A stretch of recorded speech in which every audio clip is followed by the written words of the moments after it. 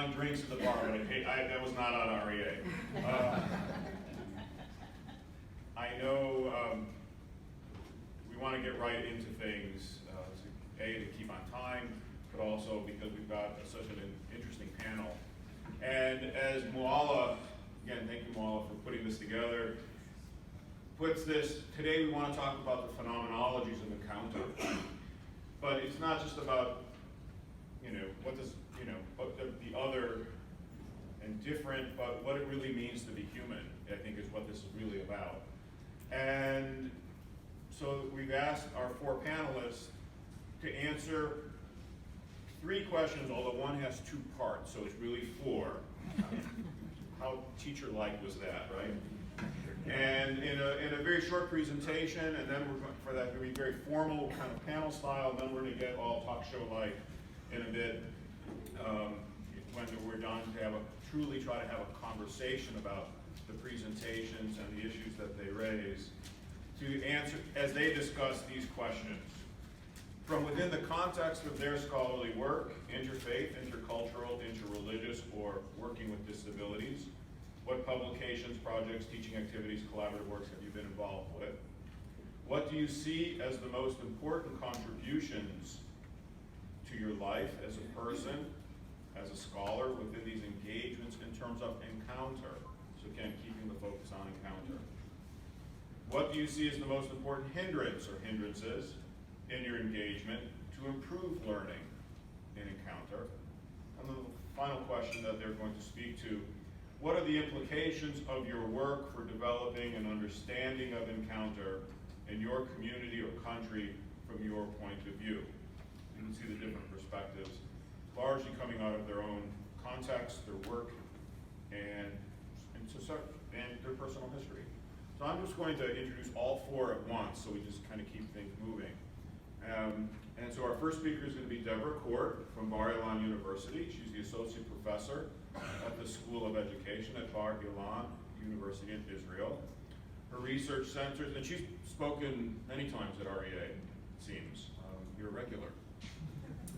Her research centers on school culture, religious education, interfaith and intercultural education, the nature of teachers' knowledge, and qualitative research methodologies, and she's published widely in all of these. Second, and they're seated, boy, girl, boy, however you want it, whatever you're doing, but that's not the, is Damayanthi Niles on the REA Seminary faculty, and teaches required courses in constructive theology, along with numerous electives in theology, intercultural, theological engagement in the arts. And she teaches, served in numerous ways, chair of the Faculty Development Committee, continuing ed, leading travel seminars to India, directing the MTS degree for many years there as well. Then third is going to be Tom Reynolds from Emmanuel College at the University of Toronto. And I'm going to jump to one of the next sentences. As a father with an autistic son, he's become especially interested in opening up the way people of faith think about and welcome people with disabilities into community life. He's published articles and authored 2 books. And so his research is about deepening Christian engagement with diversity. And then finally, Martin Thurner from where he studied at the University of Munich, or he teaches in Munich, and one of his, as he says, one of the focus of his studies was the mutual relation of religious faith, mystical spirituality, and philosophical reason. And so he concentrates on the history of ideas in the Middle Ages. But he also works in the academic projects and interreligious dialogue with Muslim theologians at Ankara with the Youth Eugen Weiser Foundation. Did I get that right? And you can see brochures on your chairs about that. And it's going to be a 6-volume set of contributions on this topic. So he'll be busy. So I'm going to just turn it over to them, and we'll just jump right into it. So again, welcome to our panelists. Deborah, the floor is yours.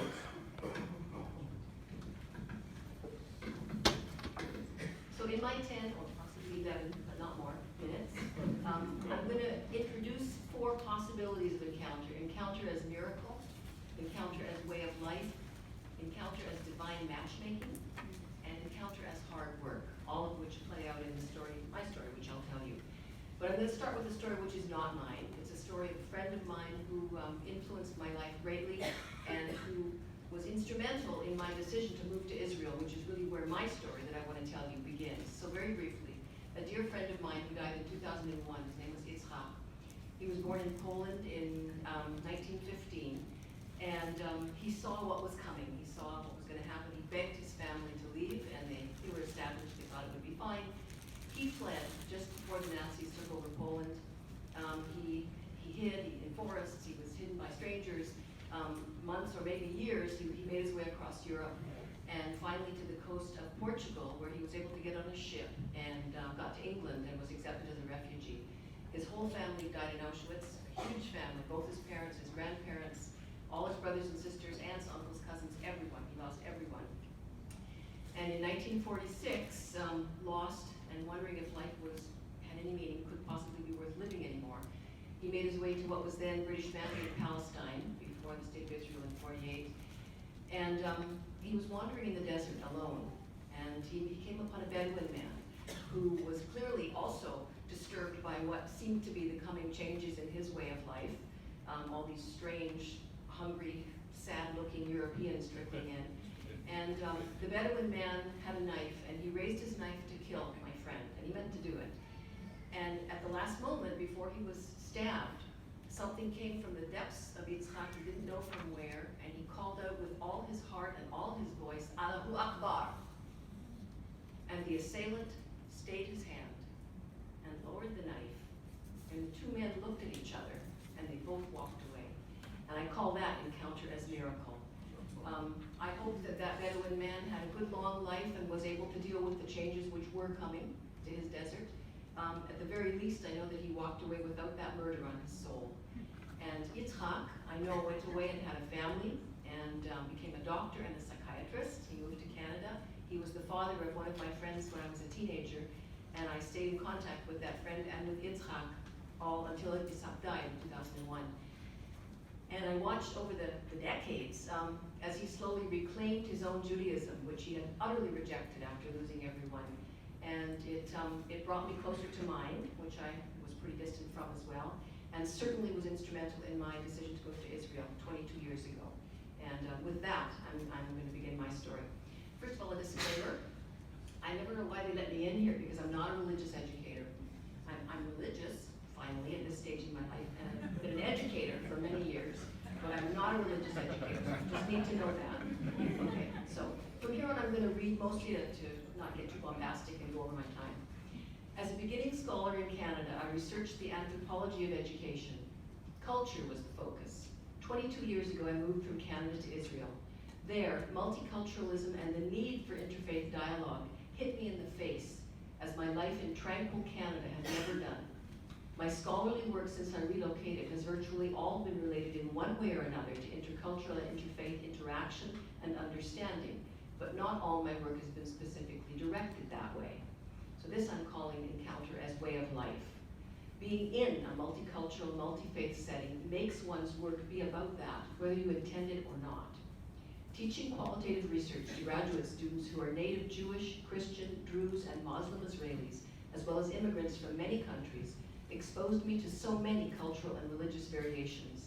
Having these many hundreds of students do group work and listening in on their encounters with one another, reading the qualitative research studies they conducted for seminar classes, and supervising some 65 master's theses and 25 doctoral dissertations over the years, gave me exposure to their worlds on so many levels. I also conducted my own qualitative research on various topics within some of these population sectors. Most especially, I gained deep knowledge of the Druze community, which is little known, through working with a Druze scholar named Randa Abbas, who was my MA and PhD student and is now my colleague, research partner, and dear friend. On October 6th of this year, I published with Taylor and Francis a book called Qualitative Research and Intercultural Understanding that grew out of my 22 years of learning and scholarly activity in Israel. And there are wonderful chapters in there by Jack Seymour, by Mayan, by Randa Abbas, and by another Canadian scholar. And the best way I can describe my scholarly and personal experience, which are of course intertwined since I moved to Israel, is by quoting a bit from chapter 2 of this book. So I'm just going to read a couple paragraphs from the book. where I talk about the importance of telling your own cultural story as a precursor to doing qualitative research. During the first several decades of my life, including a degree in cultural anthropology and a beginning career as an educational researcher, I did not know what culture was. Not really, anyway. I was absolutely unreflective about my place in Canadian culture. A white, native-born, European-descended, educated woman who was genuinely interested in other cultures, but had no real sense of her own. In truth, and this sounds unspeakably naive, I wasn't even really aware that I had a culture, or was part of one. My place unconsciously was a kind of culture-free center point, and the differences of other cultures radiated out from that point. When I moved to Israel, I suddenly became the other. A new immigrant who did not speak the language, did not understand the politics, and did not share with native-born Israelis the cultural memories of kindergarten songs, popular songs that everyone knew, the country's short history marked by the various wars, and the family histories of army service, of tragedies and triumphs. The food was different. People in offices and on the street spoke more loudly, seemed less patient and polite, spoke more directly than what I had known in Canada. Being the other was shocking, unsettling, and the best thing that has ever happened to me. But the story is much more complex than that. Until today, more than 20 years later, and having learned the language, absorbed some of the cultural norms and symbols, and become less of an outsider than I was before, I'm also keenly aware that in Israel I belong to several subcultures. One is English speakers. In the supermarket or bank, I hear Hebrew spoken with an Anglo accent, and immediately feel a connection with the speaker. When I lived in Canada, I thought at some unreflective level that Canadians have no accent, speaking neutral English. English speakers from other countries spoke with accents. Now, paradoxically, I can spot a Canadian actor on TV because of his or her Canadian accent. As a professor teaching large multicultural classes composed of native Jewish Israelis, native Muslim, Christian, and Druze Arab Israelis, immigrants from the former USSR, Ethiopia, France, and many other countries, I have felt connections with some of these groups.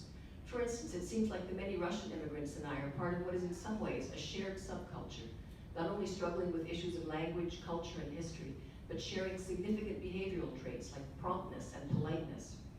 In my research, I have also connected deeply with the Druze community, who, while native Israelis, are in important ways outsiders to the Arabic-speaking population of which they are a part. The rich shades of culture, of sameness and otherness, of insider and outsider experience have been painted for me by these past 20 years. My former unreflected upon place at the apparent center of Canadian culture has given way to the vivid, multicolored cultural tapestry that has unfolded before my eyes in Israel. My own place in it, somewhat confusing. Not that Canada is not multicultural, of course it is, and I always knew that intellectually. But being other has opened my eyes, mind, and heart to the colors, music, and incredible complexity of culture, and of course that includes religion. That's the end of the section from the book. Still, in my work writ large, and in small individual encounters, ego, ingrained prejudices, ignorance, busyness, and simple preoccupation hinder me. It is easier to ignore or judge the other than to engage, especially when there are apparent barriers of language, religion, or culture. It takes effort and will to engage. Politics and religion make for a spicy mix in Israel, but I think that's probably true everywhere. We must encounter one another on an individual basis. It's not about politics, though there are political implications. It's not about policy, though policy can enable the opportunities for encounter and protect people's rights. It is individual encounters, the surprising meetings in which two persons connect, that open us to new engagements, make us wiser, more willing, less guarded. My long association with Randa Abbas has been like this. And as we enriched each other's scholarly and personal lives through our collaboration, we have both repeatedly said that God brought us together. In that knowledge is the knowledge that the Jewish God and the Druze God are the same. One God for all of us, whatever path we follow in trying to reach him. And Randa and I both agree that our encounter is encounter as divine matchmaking. Finally, it has been brought into sharp relief for me in Israel that encounter is not about being a Pollyanna and pretending that it's possible for us all just to be nice to each other and all the world's problems will go away. Part of the encounter will have to mean honest engagement with different beliefs and worldviews. My friend Jack Seymour, who has taught me more than anyone I have ever met, about the seamless flow and deep connections between Judaism and Christianity reminded me in a recent conversation that sometimes encounter is really hard, and that's the fourth category, encounter as hard work. Difficult encounters achieved through barriers of fear, prejudice, and ignorance are the most precious. Meeting one another across chasms of difference is what opens our eyes to the fact that despite everything, we are finally the same in our humanity and our quest for meaning. And if you look to the west, does anyone know where west is in this room? Wherever west is in this room, over there, if you see a red glow, that's my career sinking into the sunset. And this may or may not be my swan song, I'm not sure yet.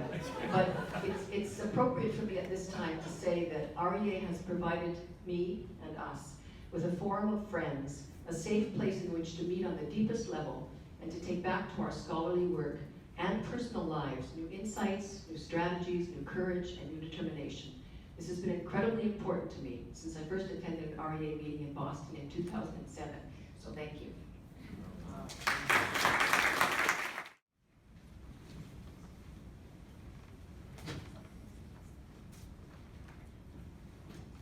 Good morning. Short, not that short. I thank Moana and Dr. No? That better? Yes. Fabulous. You're very tall. I first want to thank Kamala and Dr. Tron for having me here. Really? Okay. Lower Okay, it, I'm- lower it. It's a unidirectional line. Okay, now? Yes. Okay, which means I have to stay frozen, right? I can do my guy stay still. I hope. But going back to thank both Dr. Tron and Bob for having me here. I got caught because they heard me do a presentation at another place, and she said, be here. And since I live here in St. Louis, it was very hard to say no. And have you seen that face? Have you ever tried to say no to that face? So I'm going to just answer the questions. That way it stays within, I hope, 10 minutes. Lecturer and professor, 10 minutes, and an Asian to boot. Thank you so much. So the first question is, what is the context of your scholarly work in interfaith? And what publications, projects, and teaching activities do I do? To keep it simple, my own work is in the area of interfaith encounter and its effect on our Christian identity and how the way it shapes our Christian theological understanding. The vision is, what do Christians become? What do Christians do to become and remain participants in the dialogic existence with plurality around them? To put it simply, I come from Asia, where the presumption is being in conversation is what we are, not what we do. Which is different from my Presbyterian background that says we are in conversation to have a final report to give the General Assembly. I prefer the first. And so the work that I think we need to do is really on how do we move into that space. I'll come back to that with a further question. My own work has been in the construction of Christian theology that allows us to take pluralism seriously.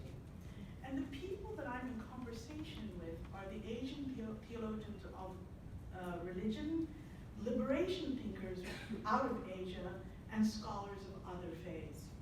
Names like Aloysius Piris, Wesley Ariyaraja, Raymond Panikar, Lakshman Vikramasinghe, and Shanta Premawardena fall in those categories, to name but a few.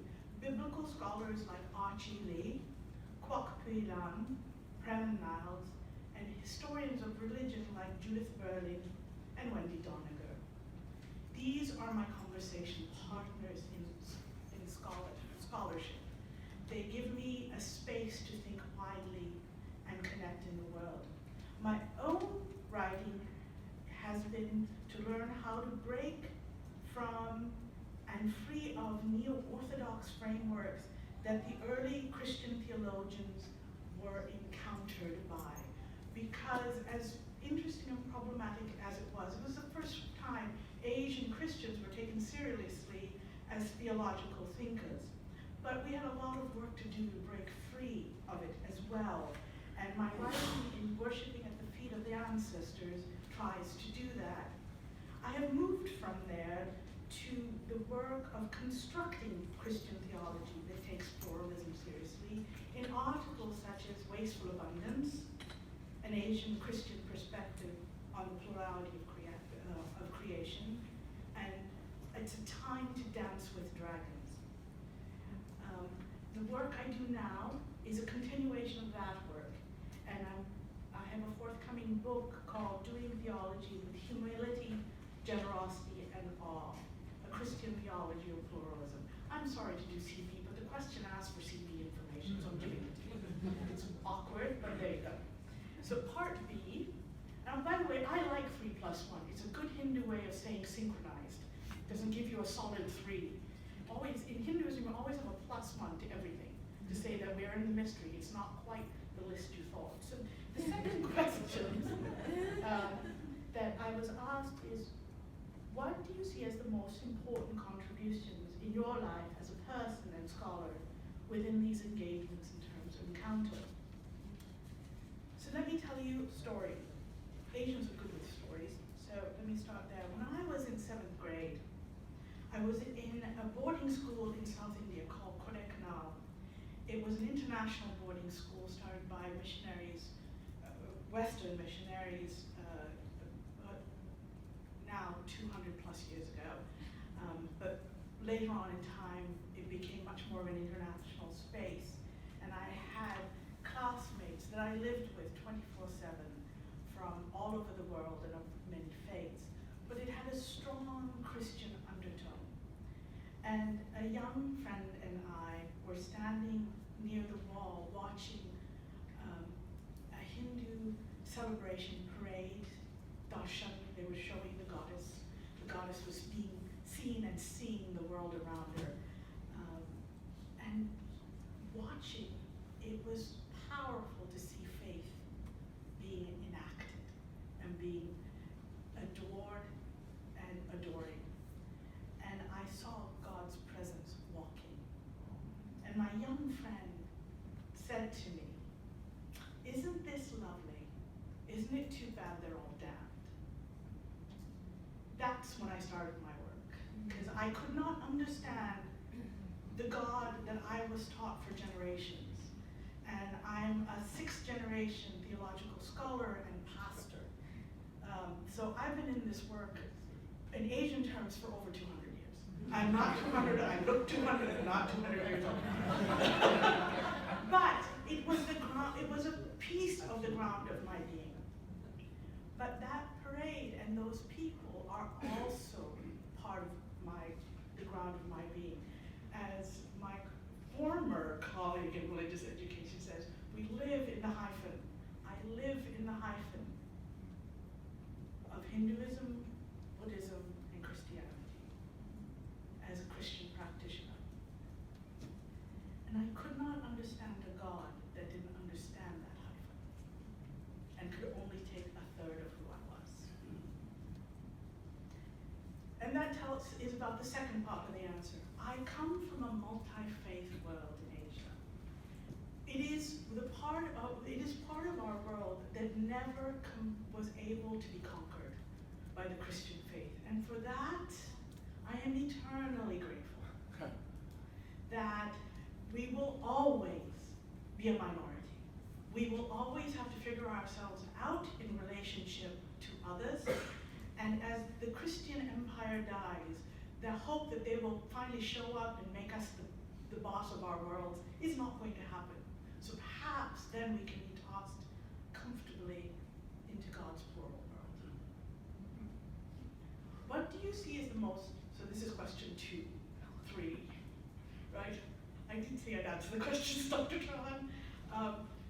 What do you see as the most important hindrances to your engagement to improve learning in encounter? One of the great hindrances is Christianity's proclivity to be a religion of empire. As one of my students said, excuse the profanity, Dr. Niles, are you basically saying that Christianity is the old syphilitic whore of the empire? And I said, pretty much. And we just want to be a different kind of whore. I think we need to stop servicing the empire. Then we might be able to actually do our work. The desire and default is to be the holder of the American narrative, or in polite, if you're trying to be polite, we vision ourselves as the great host and meaning maker for dialogue. We'll explain what you need to do and we'll give you space to do it in. You're all welcome at our table. It's all that wonderful, gracious, imperialistic language, right? We make horrible hosts, but that's what we want to be, and we make even worse guests. Because we're the guests who want to be the host. That, I think, is a great problem.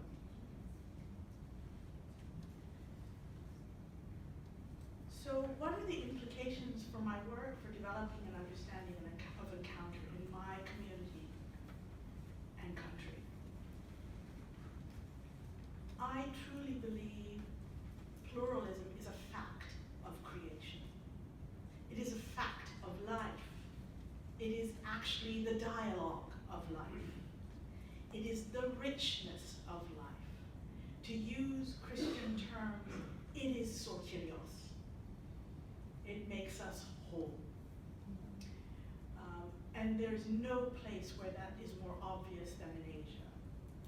If we do not learn to converse with each other, we will destroy each other. A simple story to go with this. I am a Sri Lankan Tamil with an American passport. I am an Asian American, but as I tell others, I am so off the boat I still smell of the bananas. And so I hold strongly to that space. Part of that means that I come from a country that is still at war, let's be honest, is still at war, culturally, religiously, theologically with itself. But I found that for my soul to be whole, I needed to be in conversation with those whom I was trained by my country to hate. My country told me to be a good Sri Lankan Tamil, I have to hate the Sinhalese and the Buddhists. And as a Christian, I was supposed to hate anyone who wasn't Christian. It's wonderful how identity is made. Samuel Huntington is not altogether wrong. I want him to be. That I cannot love what I am unless I hate what I am not. To be soteriologically whole, I have to love what I am not, so I can be who I am. And I found this most clearly because I did live through the 1983 riots of Sri Lanka, which made the Sinhalese the enemy. And when I re-met my childhood friend, Shanta Premawanda, Christian like me, Sinhalese, with a Buddhist leaning, I suddenly realized until I could love him again, I could not be again. And if I could not be again, I could not learn again. That, for me, was the important piece. Attention to pluralism pours us back into the richness of life. It leads to liberation, because the other part of the rejection of plurality is it mounts a single narrative over and against. And that narrative can only be possible if it silences all the other narratives. And as a liberation theologian at heart, what I know is the ones who are silenced are the weakest. The ones who are unable to insert their narrative over the powerful. Pluralism allows the weak to be heard. And in that hearing, the fullness of reality is seen. Thank you very much.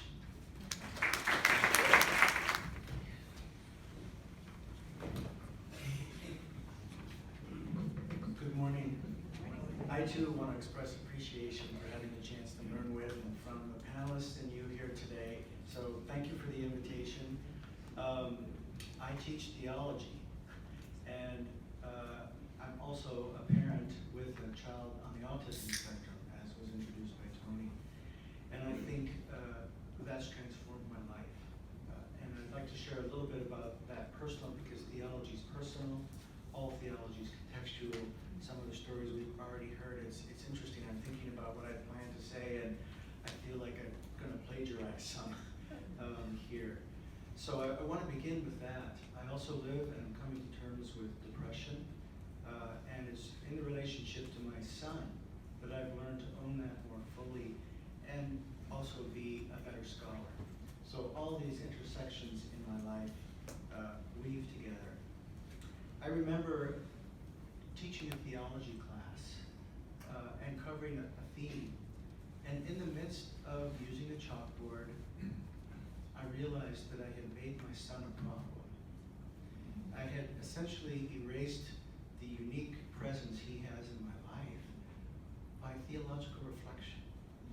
And that moment of realization, I just stopped, and ever since I've been writing in disability theology instead of religious pluralism, which is the area I was trained in. And I recognized that life calls.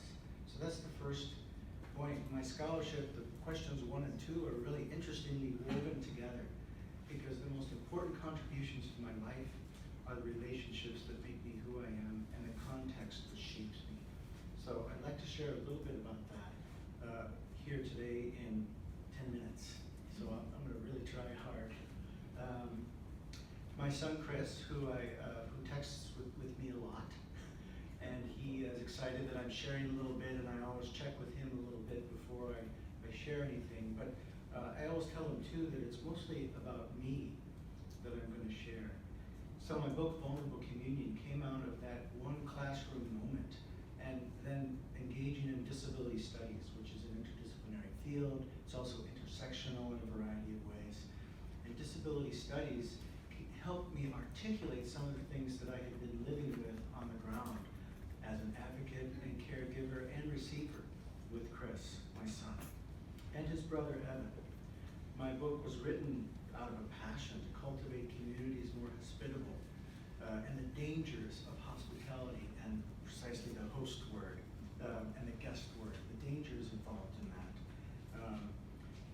As part of the plural and diverse range of bodily experience of being human, and how difficult that is to actually live out in community. So I wrote that book, and I've written articles since, and working now on a book on care and theology, rethinking care, engaging feminist ethics of care, political economy of care, and theologizing about that alongside life with my son. So scholarship isn't a detached, reflective engagement. It's on the ground every day. And for me, it's about cultivating deep access, the word I like to use. Deep access meaning not changing doors and bathrooms as a one-time single achievement, but rather an ongoing co-creation of pathways to participation and belonging for all members in the community by all members in the community. And I like changing that, because I think that access becomes a problematic word in a variety of ways, especially in faith communities. Because access opens up space for encounters to happen. On the one hand, encounters happen that can transform, like living alongside and with my son. But on the other hand, encounters are prevented from happening in social communities that circumscribe possibilities and make it difficult for people to engage one another in the fullness of voice and dignity. So, for example, what we've come to call disability is about difference. It's not a flaw, a problem to be solved, a curse to be lifted, a blessing in disguise, an object for pity, charity, or care, something calling out for healing. These, in fact, are projections foisted upon individual bodies that actually say more about society's way of depicting people and faith communities' way of taking up those patterns than about people themselves. So when I think of Chris, and I think about how he's contributed to my scholarship, Chris is a presence that exerts a kind of pressure.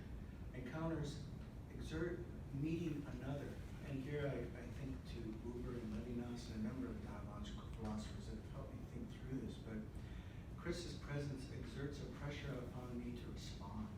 And in fact, that opens up a response-ableness, a responsibility in me to not just pay attention, but to witness in a key way. And for me, this has two pedagogical dimensions that feed into the second part of the first question. One, disruption and interruption. Chris has helped puncture the illusions of normalcy, what I thought was settled about being a good parent. And I'll share some stories in a second about what that disruption means and what it means to be open to disruption, to being unsettled, to being provoked. And the second pedagogical piece for me is wonderment. In the space opened up by interruption, new possibilities for imagining and reimagining life together become possible, theologically speaking as well.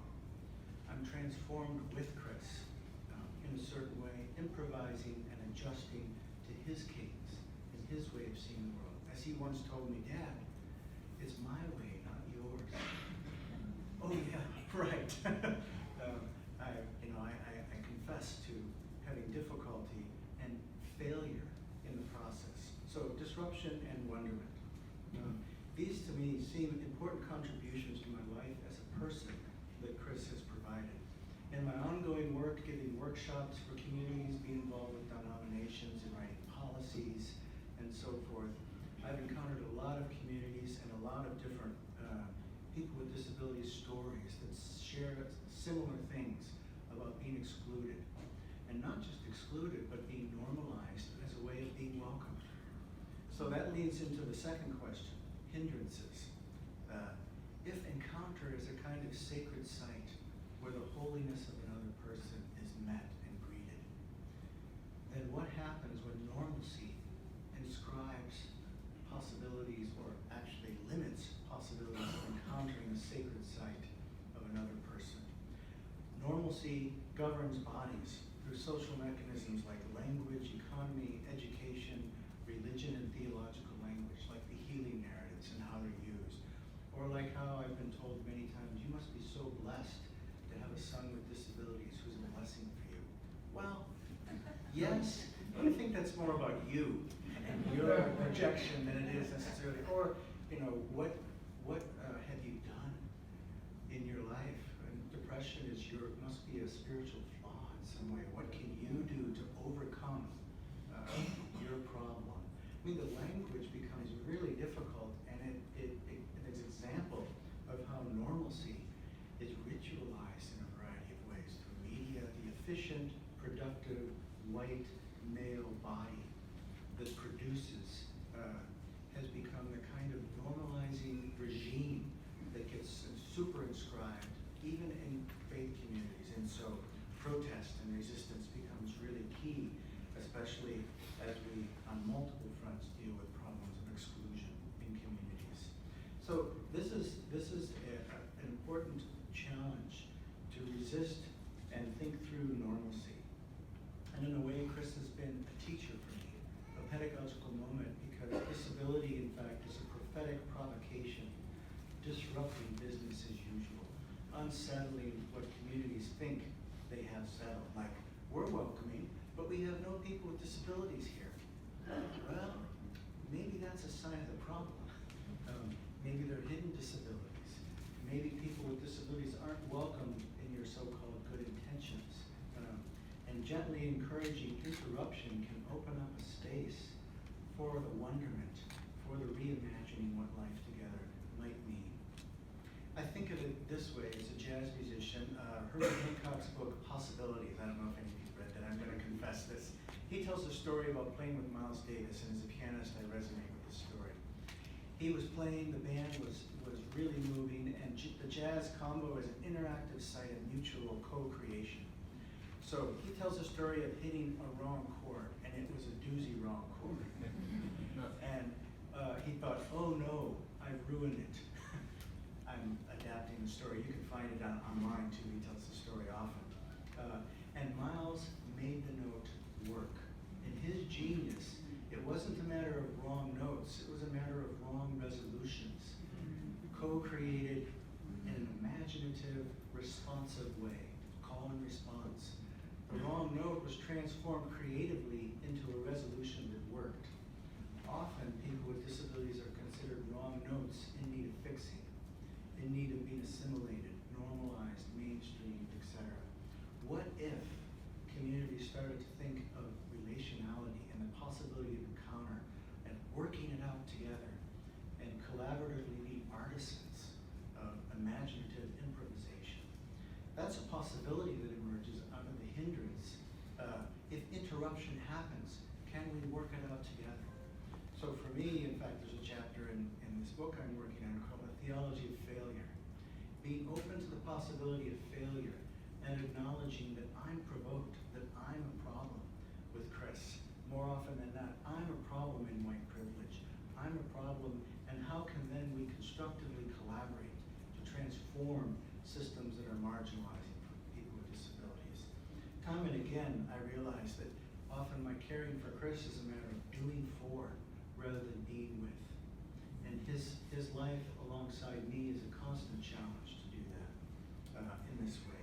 Another feature that I think is problematic in Christian communities insofar as disability is inclusion and hospitality and the language of that. I wrote a book on vulnerable communion, theology of hospitality, but hospitality can often just reinscribe the problem, as illustrated earlier. Good hosts don't know how to be good hosts unless first being good guests, and often hosts are terrible guests. So, a way of rethinking it is perhaps hospitality is not for or to, but with. Being open to the possibility of failure and learning in the process of being with others. I think of my life with Chris as an example of learning that hard lesson. And working with communities in Toronto, I've become involved with community living. I migrated to Canada, and Chris was declared medically inadmissible, so we had to go through machinery as human rights lawyers and everything. And I got to know the system well. A lot of migrants to Canada with family members with disabilities or disabilities themselves face the same problem. So in this kind of advocacy work, I suddenly find myself struggling with community in this regard and setting up possible homes and systems. So inclusion and hospitality, even in a so-called generous place like Canada, can themselves become problematic. What are the implications of my work here? I realize I'm probably pushing against the limit. 3 things I'd like to say, just in conclusion. Maybe we could talk a little bit more about it together. One is a willingness to face failure with courage. A willingness to be problematized so that the system can be problematized. The relational piece and the systemic piece work together. Encounters don't happen in a vacuum. Encounters happen within systems. And so there's a kind of co-resistance sometimes that needs to happen. Encounters themselves can disrupt and open up pedagogical space and become prophetic provocations. But this also opens up the identification of language and social structures that restrict and damage the real beauty and the sacred site of encounter. Secondly, strategic unlearning for me has become important. Reimagining the theology of disability instead of a blessing or a curse in certain kind of projected ways, looking at it as part of the diversity of human embodiment. For example, looking at the healing stories differently, which may not merely be about curing disability, but opening up a deeper sense of what wholeness is. Wholeness is a being with in communities of vulnerable community, of mutuality and vulnerability together. So perhaps, and I encourage you to reread, if you come from Christian traditions, the healing stories, because often sermons are damning for people with disabilities. I have more people come up and tell me they've been spectralized and made come up for healing in church services, and then being made the problem if they weren't healed. And I can think of so many instances where depression, for example, is seen as a problem of the person, which reinscribes the whole issue on individual bodies. So, strategic unlearning, to develop perhaps appreciative inquiries. Instead of seeing disability as a resource drain, to actually see disability among people with diverse gifts to offer. Gifts that they get to contribute, not gifts that the community decides because a person has a disability. Disability is diverse, it's not a single thing, and there are a range of unique gifts to offer. And so instead of resource drains, as agents of community making, that's a strategic unlearning that shifting perspective can bring. Finally and thirdly, I think that the implications as I move on in my work involves an expansive and imaginative relearning. A relearning that involves a richer, expansive sense of hospitality, where coming alongside and being with and being open to failure is a key part of it. And maybe call and response, improvising together, becoming artisans of co-creating communities of responsibility, receiving the presence of others, and letting the dance move us all in different ways that bodies move. So, a willingness to be changed and a courage to be changed, for me, become key parts of my own research going in the future. So there's a chapter on jazz and community, of course, in this book. I'm trying to think through this, but I think that the pieces fit together, and for me, as moving forward, I'm deeply grateful for the encounter with my son and the ongoing work that provides me. Ladies and gentlemen, together with my colleagues, I'm also pleased to have the opportunity to speak before this important gathering of the Religious Education Association about a topic that it seems to me is just as important. In the course of a few minutes' time, I would like to introduce you to a project that has been completed. The project to which I'm referring arose out of a collaboration between the Munich-based Eugen Wiesner Foundation for Dialogue from Christian Origins and the Muslim Faculty of Divinity of Ankara University. This is the 2-volume Dictionary of Encounter, in which the central religious and theological concepts in Christianity and Islam are presented by theologians of their respective religions. You find further information about these books in the flyer you all got. And I brought also some reading samples, which you can find on the desk in the back. The idea for this project dates back to the year 2006. At the invitation of Ankara University, a joint Christian-Muslim conference was held there, dedicated to examining the question of the justification of human dignity. To participants at the conference, it soon became clear that attendees lacked an awareness of the basic concepts that would be required to permit dialogue between Christians and Muslims on a scientific basis. This awareness, however, is the prerequisite of a mutual understanding. In consultation with the then Dean of the faculty, the colleague Muala Selçuk, it was thus decided that a collaboration would take place to draw up just such a reference work. After 7 years' work in a multitude of editorial conferences held alternately in Munich and Ankara, the work was published in a German and Turkish edition. And I'm pleased that 2 of the authors of articles are here with Muala Selçuk, Nahide Bozkurt from Ankara University, and Kemal Dursun also from Ankara University. With the support of Rector Professor Erkan İbiş, the letter was published by the Scientific Publishing House of the University of Ankara. Arabic and English translations of the complete work are currently under preparation.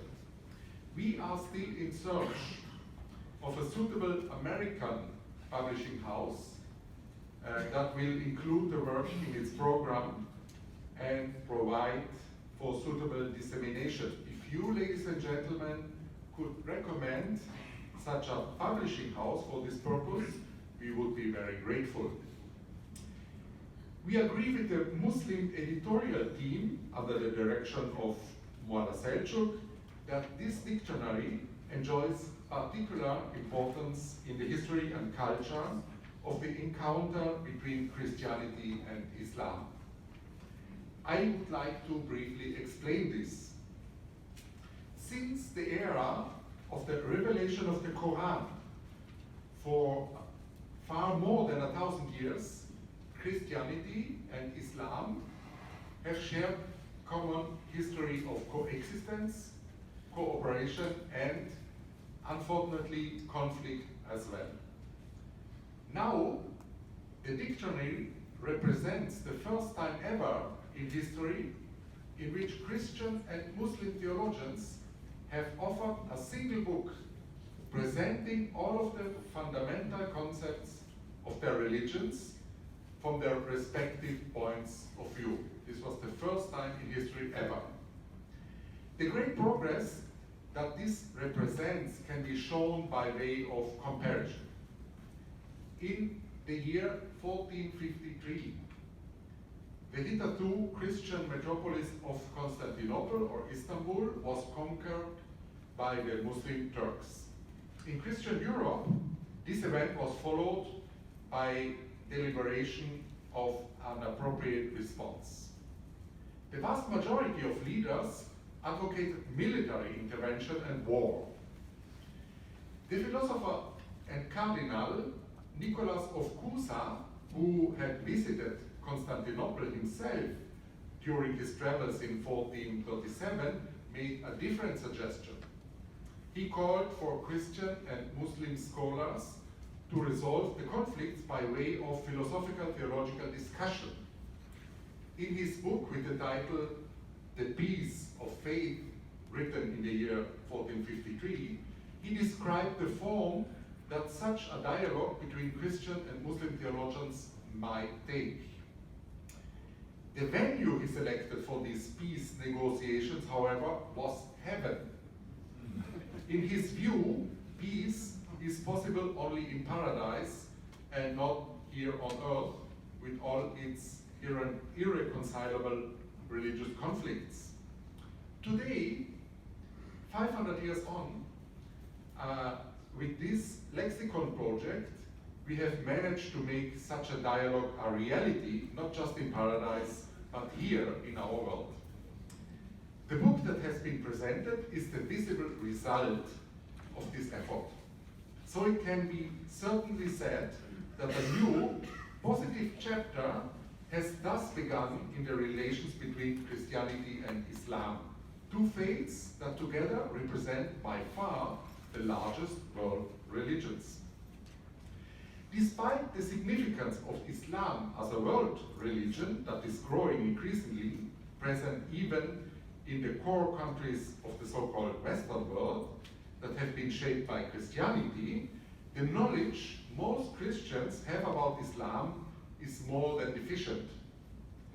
Even in Christian religious education and university level instruction in theology, attempts to impart basic knowledge of Islam began only recently. The things people know about the other religions are usually dominated by political slogans in the media. These things are so selective that what remains is little more than a distorted caricature. This is why I, as a Christian, felt that the joint work on the lexicon was a great gift of God. It gave me the opportunity to familiarize myself on a scholarly level with the revelation of the Quran and the richness of its hermeneutic traditions. I was surprised to learn how unity and diversity can coexist in Islam. It's admirable to see the clarity with which belief in the oneness of God underlies all of the articulations of Islam. The effect of this unambiguousness is not confining. On the contrary, it opens up a broad field for theological and legal theorizing and for practical forms of life as well. For a Christian like me, as a member of the Catholic Church, with its very hierarchical structure in theory and jurisdiction, it was amazing to learn how many diverse, highly reflective principles and methods of adjudication there are in Islam, how different schools of law coexist alongside one another, and what different models of religious authority there are, at times a downright modern-seeming pluralism. Christians can learn from Muslims that unity in faith does not preclude, and in fact can even promote, a multiplicity of interpretations and ways of life. From a Christian perspective, a particular aid to understanding turned out to be the fact that the Quran himself presents an extraordinarily positive relationship with human rationality and hence with philosophy. The Quran expressly calls upon the faithful to examine the truth of revelation using the tools of natural knowledge. For purposes of interreligious dialogue, this provides a common basis and invaluable opportunities, as it allows for understanding and consensus by means of general rational argumentation. The aim of our project was neither to demonstrate the truth and superiority of one religion or the other with a view towards missionary proselytizing, nor was it to fuse Islam and Christianity into a common super-religion. The truth claims of the contributors' own respective religion were never called into question. All that was sought was consensus in questions concerning peaceful and fruitful coexistence between Christians and Muslims and freedom of religion. This is the field, part of anthropology and ethics, where most of the areas of overlap between Christianity and Islam are likely to be found. According to the Quran, the human being is the noblest of God's creatures, and the devil's sin was not to acknowledge this dignity. At the very outset of the Bible, in the narrative of creation, the human being is described as made in the image of God. In the revelation of both religions, then, it is established as irrefutable that God has given the human being the gift of inviolable dignity. As a result of our joint work, the fundamental anthropological terms, we were able to determine that the underlying ethical principles for social coexistence are similar in both religions. It is now the responsibility of each one of us to ensure that this finding can apply beyond the boundaries of academic discourse. Thank you very much.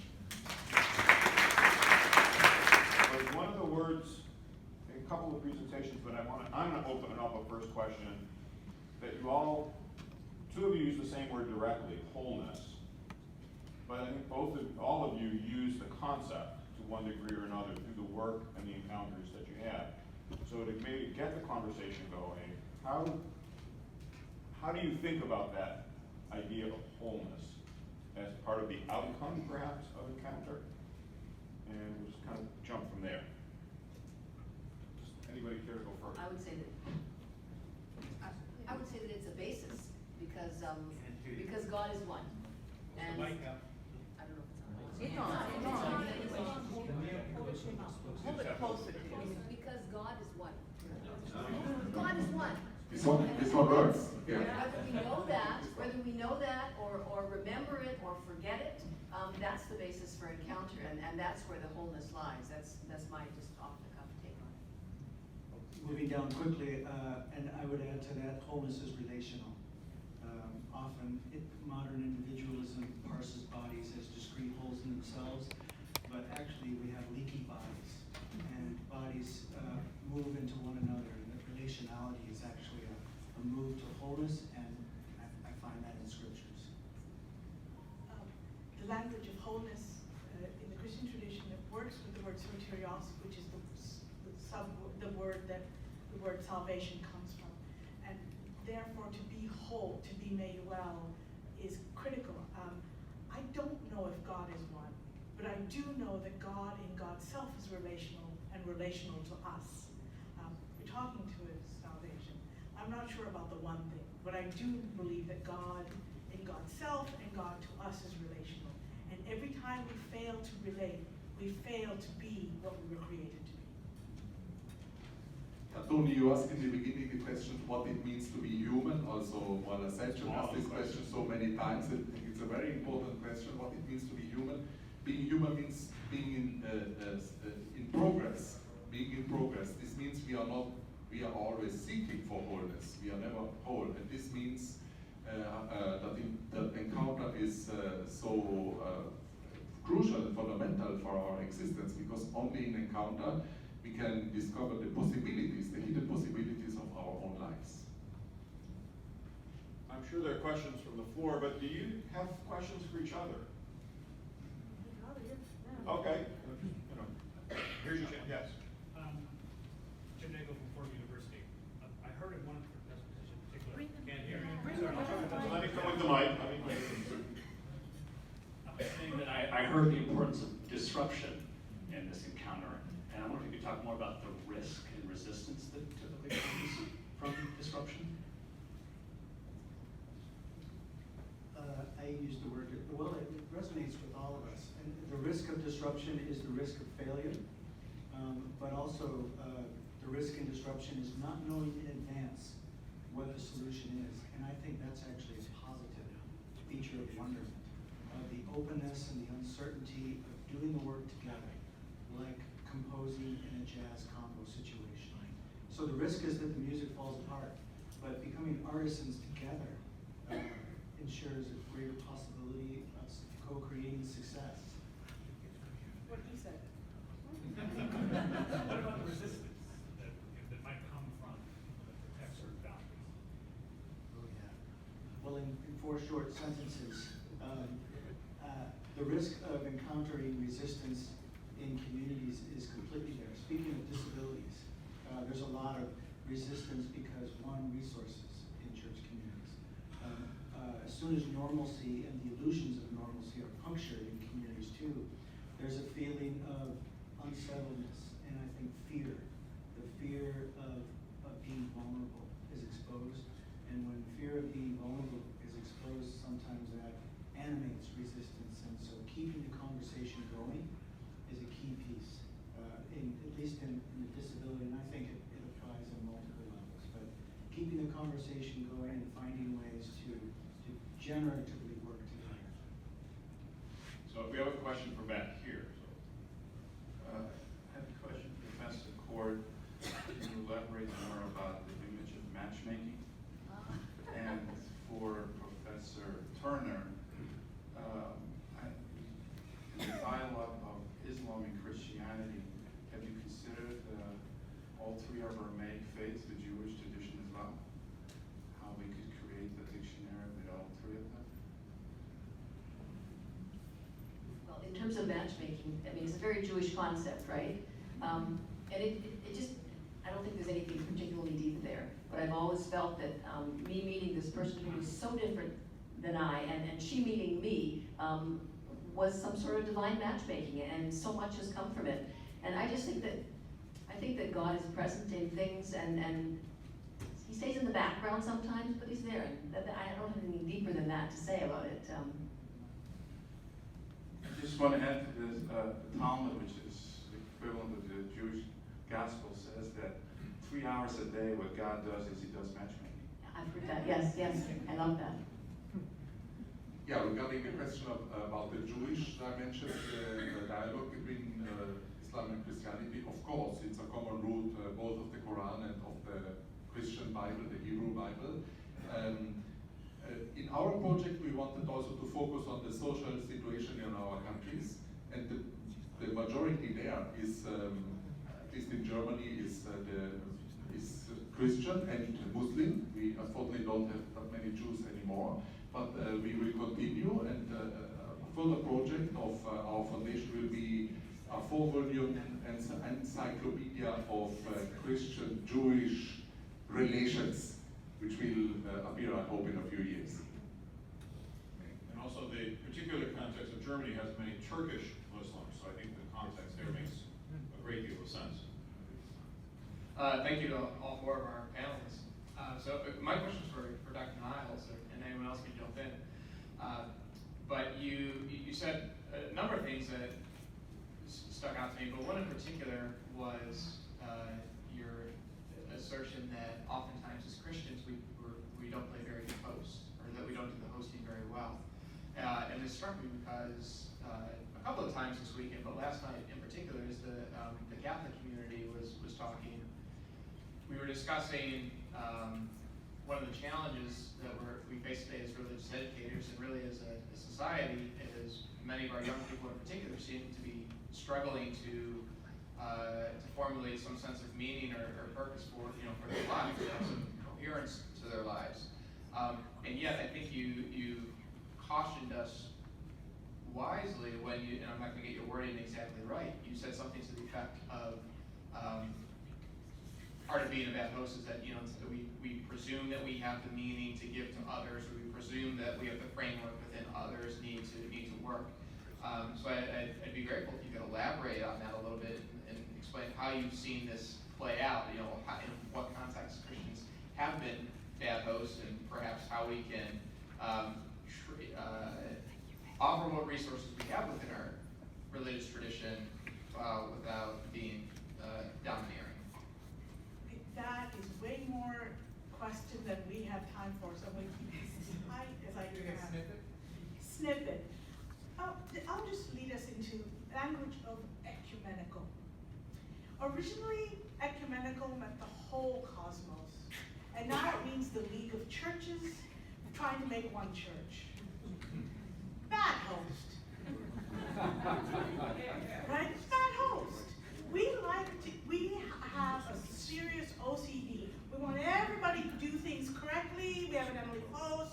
Everybody fit in. It makes it impossible for miracles to happen.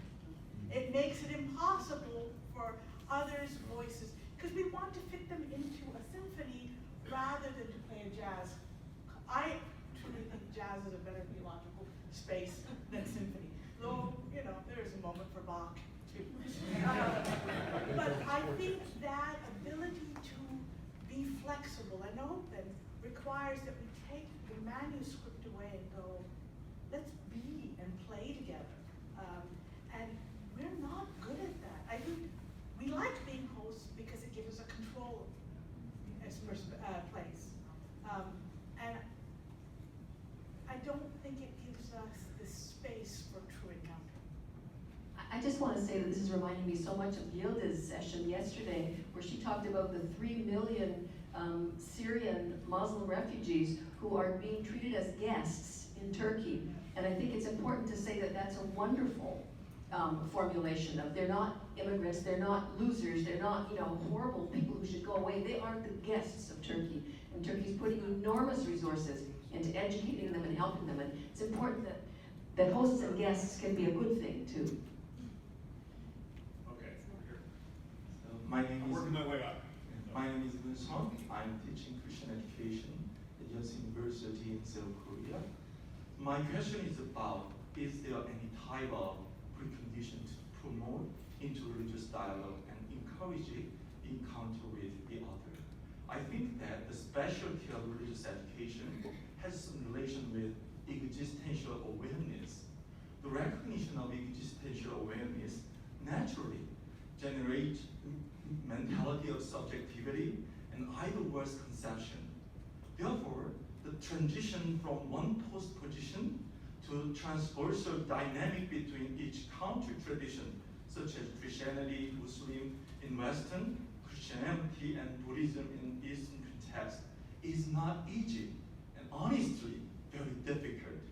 Can you tell me the condition of human consciousness to live bilingual and multilingual flexibility of both and multiple religious dialogue or languages. Thank you. Let me take a quick stab at this. I think multilingual or multi-faith is exactly that. You cannot speak Korean thinking English. You must be willing to let Korean transform you. So we often are not allowing ourselves to dream in Buddhism. We're not allowing ourselves to become Hindu so we can be Christian better. I think that language of being able to work multilingually is. I teach in St. Louis, and I keep telling them, you'll be better theologians if you first learn to speak English, but also learn to speak other languages, because it allows you to be in multiple identities. Anyone else? Yeah. At our project, we made the experience that we need to create a new language for encounter and for interreligious dialogue. For example, some crucial concepts in Muslim theology, we didn't have proper vocabulary in Germany to talk about it. For example, for the most important term in Muslim theology, which expresses the specific form of Islam monotheism, the term Tawhid, no? Which means not only the oneness of God, but if I understand well, also the inner unity of God. Yeah, we didn't have a German proper word. So the Muslims who live in Germany, they cannot express this fundamental concept of their religion in a language they can communicate with the Germans. So I think now we are at a point that a new language for communication in encounter and interreligious dialogue has to be created, and our project was a first step to this direction. I'm coming around. We have time for the last question. Oh my goodness. Well, it's going to be deeply profound, meaningful, because otherwise the coffee will get cold. No pressure. No pressure. Yeah, I was very intrigued, Mark Silverman from the university, I was very intrigued by all of you. I think you all spoke really, genuinely, all of you beautifully and interesting. I was especially intrigued by the section in your paper, and I can't quote you back because they were too clever, they were too pithy, but something about, it had to do with the guest host images, I'm speaking to you. To me? Yeah, and also you had, I wanted to ask you for your paper, you had, I can't be myself, I can't be, you had this all these kind of pithy statements about how do you be a self, not a self, and defining yourself as opposite someone. Never mind, we'll talk afterwards. That's not a question, okay? But what I want to do, what's missing, I think, I'm not sure about, is the whole issue of power. Okay, and I think, and that's what I want to connect that to what you're saying, because it seems to me, I know there's lots of dialogue groups that I've worked in, both with Palestinians in Israel, as an Israeli Jewish person on the left, with Palestinians, and I know there's also the religious secular dialogue, okay? That you cannot have genuine dialogue, in my opinion, genuine encounter, if the people who are participating are not have equal power. Okay. Now, in your case, what you're speaking about would be you can also empower those that usually, for example, I would assume that special needs children, okay, don't have power, at least in the way they're usually looked at. But if you empower them, then you can have a dialogue. That's what I think part of what you're doing is, and it's a very beautiful thing. But so I don't know why, but throughout the conference, no one has dealt with how problematic it is to have encounter when people who feel very disempowered. Sure does. Add to that. I tried to say that quickly when I said what are the problems. And I am fully aware that so Christianity's proclivity for empire is an address of that space. And I think here some of the work that's being done on privilege, particularly white privilege, and not giving up power, but releasing power that is not given, right? One of my mentors, Lakshmi Vikramasinghe, talking from a Christian point of view, says, those who are powerless have lost their power, but those who take other people's powers are not human either, because they are monsters, because they have to have superpower. Right? There's a space, and I think Thomas needs to talk with language around disruption and interruption, and relearning is that space. And so I'm just gonna hand it this way. Can I just interject? No, one And mentioned perhaps the Freire. answer is what she said, right? What she said. Freire, none of you mentioned Freire, is that? Right? Paulo Freire. We do know, yes, I was trained on Freire by colleagues, but, and yes, let's just go with yes. Okay, let's go with that. Just go with yes. Let's go with yes. Yes, it's good. I just want to say thank you very much for sharing your personal story with us. And I hope you'll continue the conversation over coffee. Thank you.